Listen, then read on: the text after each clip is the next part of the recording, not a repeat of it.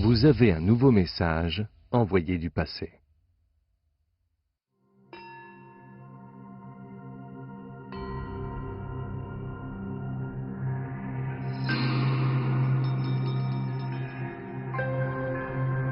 Cet objet imposant, richement décoré de motifs complexes, renferme un secret que seul le sage pourrait voir.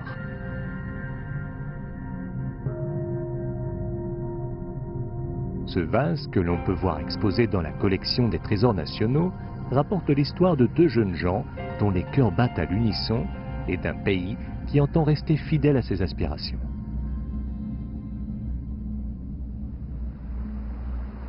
Il y a 3000 ans, deux jeunes gens ont pu admirer le même coucher de soleil.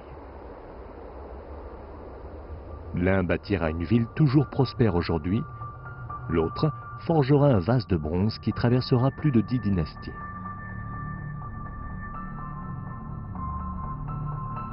Leurs pères se sont durement battus côte à côte pour fonder une nouvelle dynastie, celle des Zhou. L'un est le nouveau roi, Cheng, monté sur le trône voilà 5 ans. L'autre est un cousin du nom de He.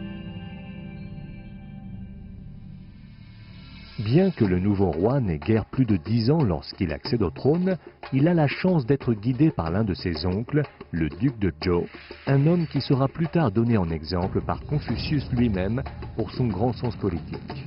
Obéissant aux dernières volontés de son père, le jeune roi décide de déplacer la capitale de Xi'an à Luoyang, soit 300 km plus à l'est. La vision du nouveau roi enthousiasma le jeune He. Étant donné que son père avait servi l'ancien roi de façon honorable, He voulut faire aussi bien que le nouveau souverain. Ayant reçu l'aval du roi, He forgea le Tsun et grava une inscription sur le fond étroit du vase en bronze rapportant les exploits du monarque, ceux de leurs pères respectifs, ainsi que les avertissements du roi à son encontre. Parmi les 122 idéogrammes qui forment le message, les archéologues défrichèrent un passage en particulier signifiant « résident au pays du milieu ». Ils comprirent alors quel était le secret millénaire que renfermait le vase. En effet, nous avons ici le tout premier exemple de l'expression chinoise « pays du milieu », qui aujourd'hui n'a d'autre signification que la Chine. Cet ancien idéogramme représente des bannières délimitant un centre au milieu.